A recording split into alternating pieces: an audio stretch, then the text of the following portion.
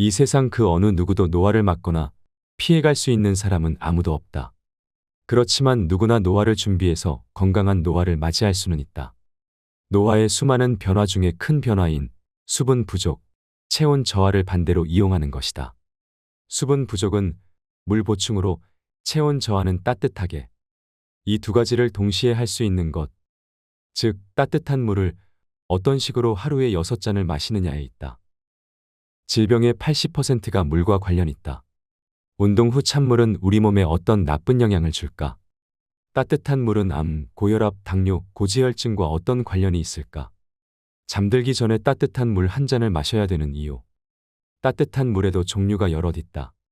우리 뇌의 시상하부에는 갈증 중추가 있다. 먼저 이 도서를 주목하시길 바랍니다. 저자 조옥구, 펴낸 곳 한스 컨텐츠. 단순하지만 결정적인 초간단 건강법. 따뜻한 물 6잔의 기적. 간단한 저자 소개. 저자 조옥구 박사는 1994년 전남대학교 의과대학을 졸업하고 1999년 세브란스 병원에서 외과 전문의를 수료했다.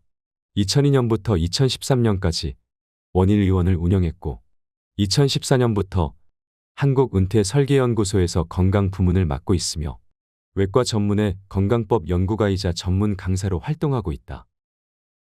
우리는 따뜻한 물을 마시면 좋다는 말은 들었지만 어떻게 마셔야 더더욱 효과적으로 건강해지고 어디가 어떻게 좋아지는 것은 모르고 있는 것 같습니다. 지금부터 하루 따뜻한 물 6잔을 건강하게 마시는 방법과 우리 몸에 어떤 놀랍고 신비로운 변화가 일어나는지를 알아보는 시간을 가져보겠습니다.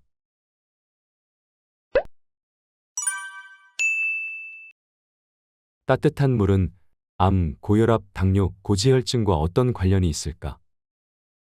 첫 번째, 저체온 환경을 좋아하는 암세포.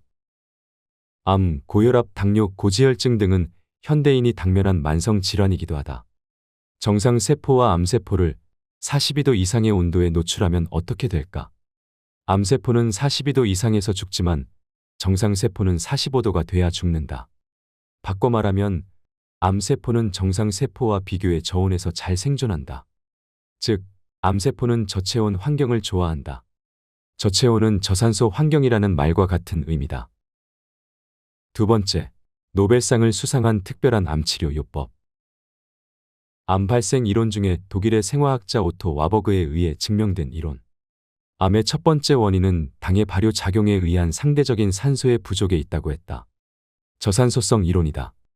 오토 와버그는 이 결과로 1931년 노벨 의학상을 수상했다. 암 치료 방법에는 하이팩 요법이 있다. 복강 내 고온 열 항암화 항요법으로 고온의 용액에 항암제를 녹여서 분무기로 농약 살포하듯이 90분간 항암제를 복강 내에 골고루 살포하는 방법이다. 원리는 정상 세포는 42도 이상에서도 생존하나 암세포는 40도에서 변해 42도가 넘어가면 사멸하는 원리를 이용한 요법이다.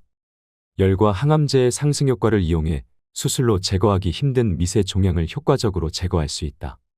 또한 암이 너무 진행돼 복강에 암이 전이된 환자들은 기존에는 뾰족한 방법이 없었으나 지금은 하이팩 요법을 이용해 암 치료가 많이 진전했다. 암 치료에서 열을 이용하듯이 따뜻한 열은 면역력을 상승시키고 항암 효과를 높여주는 효과가 있다. 세 번째, 따뜻한 물은 면역력을 상승시킨다. 당시 유방암 수술 후 항암 치료 중인 30대 후반의 환자가 있었다. 내가 개원했을 당시 상담하던 이 환자를 만나거나 본 적은 없다. 이유는 당뇨로 진료받던 환자의 여동생이었기 때문이다. 언니는 동생의 상태를 말하면서 항암 치료를 하느라 검사상 백혈구 수치가 3000개 이하로 낮아져 항암 치료를 제때 받지 못하고 있다면서 도움이 될 만한 방법을 요청했다. 그래서 따뜻한 물을 하루 6잔 마시면 면역력이 좋아져서 백혈구 수치가 증가할 것이라고 조언해 주었다. 물을 자주 마시면 소변을 자주 보게 되므로 해독 효과도 있을 것이라고 덧붙였다. 나중에 환자의 여동생은 따뜻한 물 하루 6잔 마시기를 잘 실천했다고 전해주었다. 그래서 항암 치료를 받기 위해 입원한 후 실시한 피검사상 백혈구 수치가 3000개 이상 유지돼 정상적으로 스케줄에 따라서 항암 치료를 잘 받았다고 했다. 특히 항암 치료를 위해 입원한 6인실 병실에서 본인을 제외한 5명은 백혈구 수치가 3,000개 이하여서 백혈구 수치를 증가시켜주는 주사제를 맞고 항암 치료를 받는데 동생만 유일하게 바로 항암 치료를 받을 수 있었고 따뜻한 물을 마신 이후로는 그전보다 항암 치료도 훨씬 수월하게 받았다. 네 번째, 따뜻한 물은 혈압을 안정시켜준다. 보통 혈압은 기온이 상승하면 혈관이 이완돼 혈압이 하강하고 기온이 떨어지면 혈관은 수축돼 혈압이 상승한다. 날씨가 추울수록 물을 덜 마시는 경향이 있다. 반면 날씨가 추우면 몸은 적정 체온을 유지하기 위해 신진대사를 항진시킨다. 이때 대사산물이 물, 즉 소변이다. 날씨가 추운 날 자동차 배기통을 보면 물이 뚝뚝 떨어지는 것을 볼 수 있다. 휘발유가 연소되고 가스가 배출될 때 수증기도 이와 같이 배출되듯이 인체도 적정 체온을 유지하기 위해 대사를 항진시키면 그 대사산물 중 하나가 수분이므로 소변량이 증가한다. 따라서 수분을 보충하지 않으면 우리 몸은 수분 부족 상태에 이르게 되고 연속 반응으로 혈압이 상승하게 된다. 바꿔 말하면 혈압이 높은 경우 혹시 수분 부족 상태는 아닌가 의심해보고 3개월 정도 꾸준히 물을 충분히 마셔보면서 혈압의 변화를 관찰하는 것이 중요하다. 보통 따뜻한 물 6잔을 꾸준히 마시면 2에서 3개월 후 수축기 혈압은 10에서 15ml/Hg, 이완기 혈압은 5에서 10ml/Hg 정도 하강한다. 보통 혈압약을 개발할 때 신약은 기존 약에 비해 수축기 혈압을 10에서 15ml/Hg 정도만 강화시켜도 좋은 약으로 평가되며 출시된다. 물, 특히 따뜻한 물도 신약 못지않은 효과를 얻을 수 있다. 이 외에도 따뜻한 물을 마시면 신체에 신비로운 변화가 생기는데 대표적인 7가지를 이야기해 보겠습니다. 하루 따뜻한 물 6잔 마시면 첫 번째, 살이 빠진다. 살이 무엇인가? 지방이다. 지방은 곧 기름이다. 설거지할 때 기름이 잔뜩 묻은 그릇은 어떤 물에 잘 씻길까? 차가운 물인가? 아니면 따뜻한 물인가? 따뜻한 물이다. 지방의 역할은 단열재다. 우리 몸이 차가워지지 않도록 따뜻하게 유지하려고 하는 것이다. 북극 지방에 사는 에스키모들은 따뜻한 지역에 사는 사람들에 비해 피하 지방층이 두껍다. 추운 지역에서는 피하 지방이 체온 저하를 방지해주기 때문이다. 그러므로 몸을 따뜻하게 해주면 피하 지방층은 당연히 얇아지면서 살이 빠지게 돼 있다. 따뜻한 물 연구 초기에 60대 중반의 여자분이 살을 빼고 싶다고 해서 따뜻한 물을 6잔 마시면 살이 빠집니다라고 말해주었는데 이 환자분이 그대로 실천을 한 모양이다. 한 달 뒤에 진료실에서 원장님 말씀대로 따뜻한 물을 하루에 6잔 마시고 4kg 빠졌어요라는 말을 들었다. 따뜻한 물 연구 초기라 나도 새삼 놀랐던 기억이 떠오른다. 두 번째, 생리통이 줄어든다. 생리통의 주원인 중 하나가 수분 부족이다. 생리기간에는 뇌에서 생리기관에 수분이 많이 필요하다고 감지해 이를 위해 다른 기관의 수분을 생리기관으로 끌어당기기 때문에 아랫배에 우렬과 통증이 생기는 반면 신체의 다른 부분은 수분 부족 현상이 일어난다. 따라서 생리 전 증후군을 비롯한 생리불순과 관련한 수많은 증상이 일어난다. 생리 전부터 체내에 충분한 수분을 축적시켜 몸의 수분 부족과 이로 인한 수많은 신체적 증상이 일어나지 않도록 해야 한다.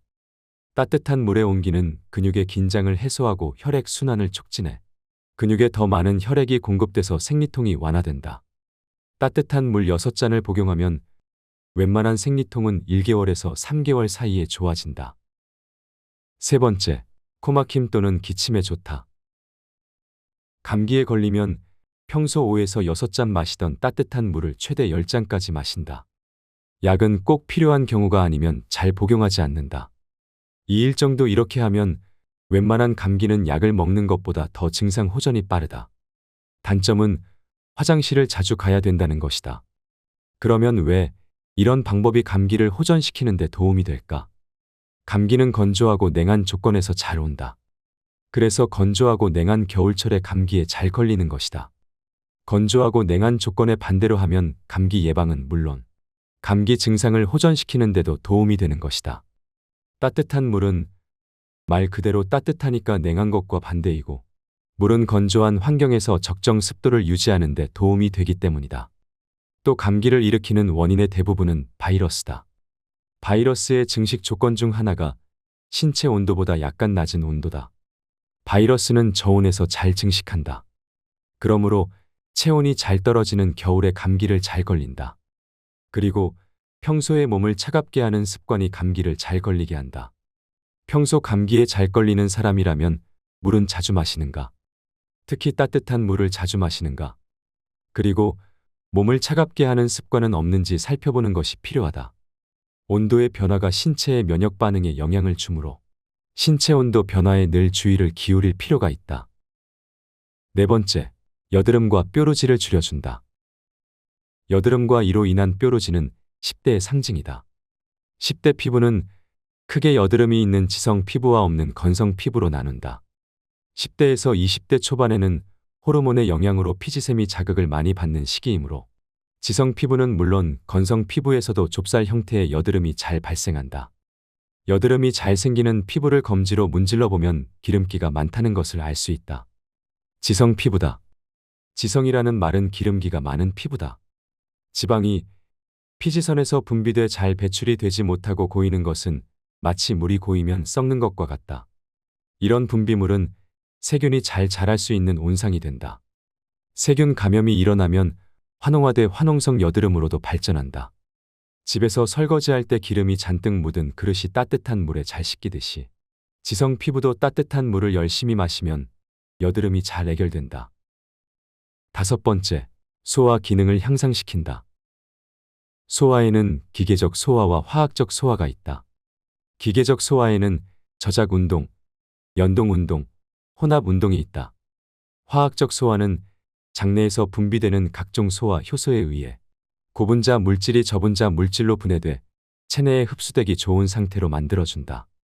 연동 운동은 주로 위에서 일어나며 음식물의 역류를 방지한다. 혼합 운동은 소화액과 음식물을 혼합시키는 운동으로 주로 소장에서 일어난다. 그런데 소화에 영향을 끼치는 요인 중 하나가 온도다.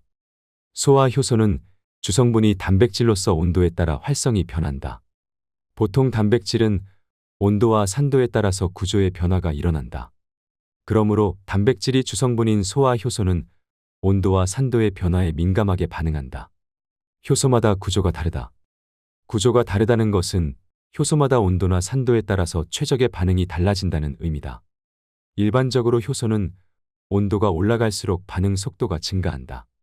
그러나 지나치게 온도가 올라가면 단백질 변성이 일어나 반대로 반응 속도가 감소한다. 결국 저온에서는 효소 활성이 일어나지 않고 고온에서는 단백질 변성으로 효소가 제 기능을 못한다. 효소는 신체 온도가 38에서 40도일 때 최대 활성 상태가 된다. 이와 같이 우리 몸의 심부 온도가 37.5도인 것은 온도와 산도의 변화에 민감하게 반응하는 효소의 활성화와 연관돼 있다. 또한 우리가 마시는 물이 따뜻해 효소의 활성 온도에 근접할 때 효소가 잘 활성화되는 환경이 조성된다. 따뜻한 물의 대표적인 것 중 하나가 숭늉이다. 그런데 이 숭늉을 냉수가 대신하고 있으니 안타깝기 그지없다. 여섯 번째, 변비가 사라진다. 아침에 찬물을 2잔 마시면 변비가 해결된다고 해서 아침마다 찬물 2잔씩 마시는 분이 있다. 따뜻한 물 2잔을 마셔도 변비가 좋아진다면 어떻게 할 것인가? 그러면 당연히 따뜻한 물 2잔을 마시는 것이 더 좋다. 찬물을 마셔서 변비가 해결되는 원리는 다음과 같다. 물이 끓으면 당연히 수증기가 피어오른다. 수증기가 피어오른다는 것은 물 분자 간의 결합력이 약화되었다는 것이다. 물 분자 간의 결합력이 약화되었다는 것은 찬물에 비해 상대적으로 물 분자의 크기가 작다는 의미도 된다. 물을 얼려서 얼음이 되면 얼음은 물보다 부피가 커진다.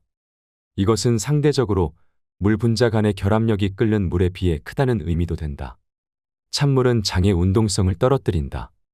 외과 의사가 수술방에서 장시간 개복 수술을 할 때 환자의 체온이 떨어질 때가 있다. 그러면 마취과 의사가 환자 체온이 떨어진다고 알려준다. 외과 의사는 수술을 잠시 멈추고 소독된 따뜻한 물을 복강에 붓고 체온이 올라갈 때까지 잠시 기다린다.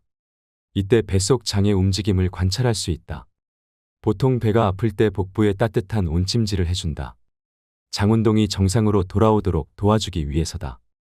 찬물을 마시면 장운동이 떨어진다. 찬물은 물 분자의 크기가 따뜻한 물에 비해 상대적으로 커서 삼투압 현상이 일어난다. 장운동의 저하와 삼투압의 변화는 장내로 수분을 더 끌어들인다.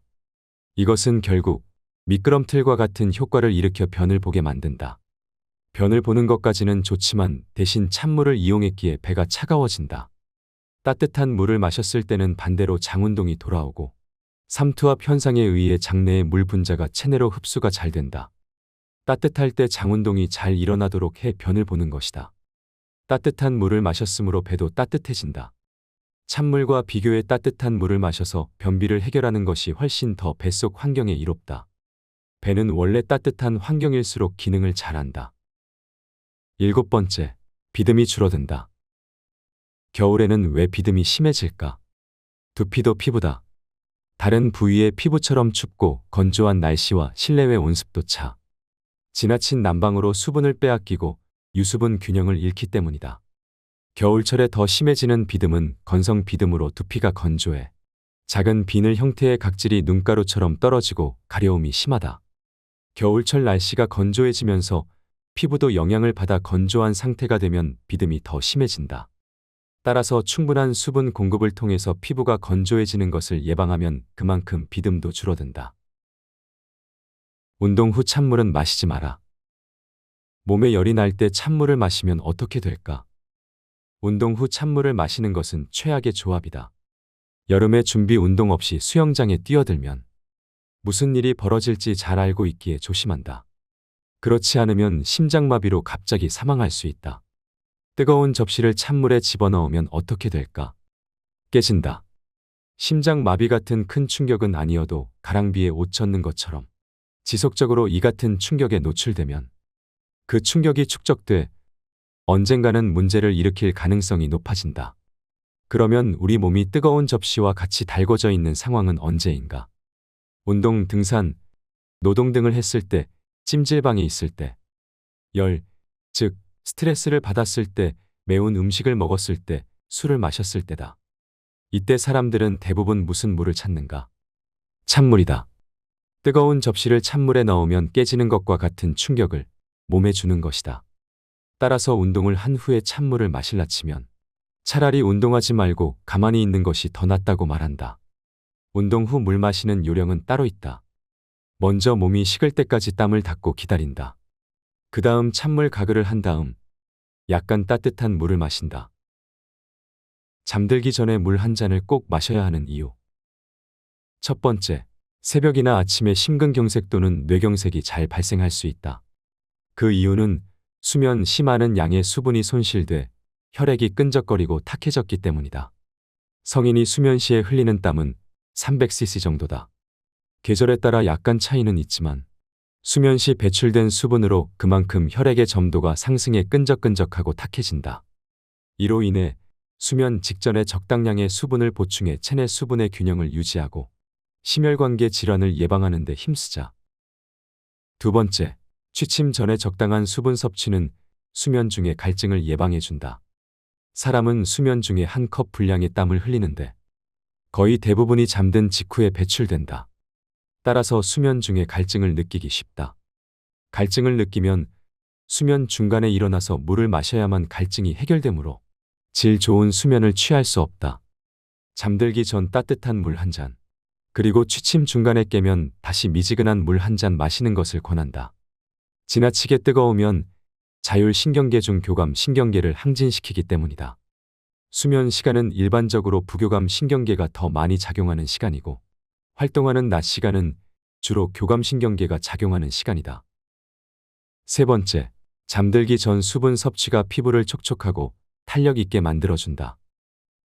피부는 인체의 가장 큰 기관으로 혈액의 3분의 1을 차지해 피부의 건강을 유지하고 체온을 조절한다. 그러므로 수분이 부족하면 피부가 건조해지며 인체의 방어벽으로서의 기능이 약화돼 쉽게 감염에 노출된다. 낮 시간에는 수분을 충분히 섭취할 수 있지만 수면 중에 수분을 섭취할 수 없으므로 취침 전에 적당한 양의 수분을 섭취하는 것이 좋다. 또한 수면에 들어가면 곧바로 체온이 떨어진다. 잠들면 춥다고 흔히 말하는데 실내 온도 등의 환경 탓이 아니라 실제로 체온이 낮아졌기 때문이다. 이때 몸은 땀을 내서 기화열로 체온을 떨어뜨린다. 성인의 하루 땀의 분비량은 보통 600에서 700cc다. 특히 잠자는 동안 약 1컵 분량 300cc의 땀을 흘리는데 거의 잠든 직후에 배출된다. 그리고 잠들기 전에 물 한 잔을 마시는 이유는 기상 시 빠르게 체온을 올려주기 위해서다. 기상 시 빠르게 체온을 올려주기 위해서 잠든 지 4시간이 지나면 우리 몸은 서서히 체온을 올리면서 잠에서 깨어날 준비를 한다. 적정 시간보다 짧게 잤을 때 평소보다 눈을 뜨기가 힘든 것도 체온이 제대로 오르지 않은 상태에서 억지로 일어나야 하기 때문이다.